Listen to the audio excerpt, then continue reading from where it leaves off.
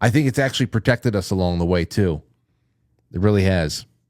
I'm grateful for all you. All right, let's take a call from New York, 646. Go ahead. Hey, it's Larry. Hey, Larry. I spent 2 years on the Richard Hoagland deep dive on pictures from Mars, and spent a whole bunch more time on. Those aren't pictures from Mars. They're pictures either from Earth or they're just made up. We went through this for 2 years. We went through, and there was 1,000 people on one of these channels. They aren't pictures from another planet. They're not. They're just pictures from here. And tonight, Tim was really responsible on the ufology subject, because I've told you this before. I think that ufology is not mutually exclusive from the cosmology of, a globe skeptic. That I think all these things are here with us, and I think we're a lot bigger outward. And I've been really clear about that.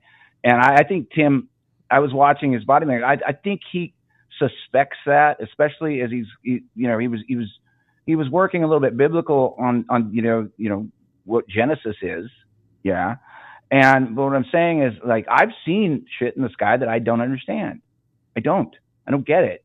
But, like, I've always taken to the account that, like, maybe we're flyover states for more people that are out, not up and out from a spherical standpoint, but out.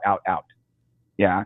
And Richard Hoagland, as far as I'm concerned, was one of the biggest YouTube snake oil salesmen I've ever seen in my whole life. And we dissected his crap forever. And I was like, oh, you see a face on Mars. Oh, you see that can be done in Photoshop in 5 minutes. 5 minutes. Pyramids on supposed bought Spaceballs, Disneyland Spaceballs out in space, can be done in Photoshop in 5 minutes. 5 minutes. Mm-hmm. And I'm coming from a position. I'm a ufologist. I've always loved the idea of spacecraft and people from other places and that sort of thing. I still believe that there are things we don't understand offshore. They're over there. They're not on our current understanding of cartography. They don't have it. We don't have it. They give us the maps that they want to give us, but who's going out there flying around figuring out new islands, new places, what they say, like Japan discovered like 100 new islands in the last week. I saw that, I was like, how do we not know that? How do we not know, like, what else is out there? There are things offshore that we don't understand. When I say offshore, I mean out, every direction to your right and left, not up and out from a spherical standpoint. And I do believe that there's tech offshore that's above us. I believe that. And I think Tim, when he was talking tonight, I think he's coming from a real place, but I went through that Richard Hoagland shit 10 years ago, and we smashed that guy, and he disappeared from YouTube after all of us went after him. He's selling this crap, pictures. Like, I can build the pictures he was showing us. I went through this whole thing. I was like, oh, that does look like a fortress on Mars. Oh, that does look like something happened. Oh, there's a big canyon on Mars. Somebody drew it. Or somebody did it in digital, put it in a picture. All right. So there's my rant, man. Oh, anyway, well, love you, buddy. I appreciate you, Larry. There you go. So it's nothing, and it was drawn that way.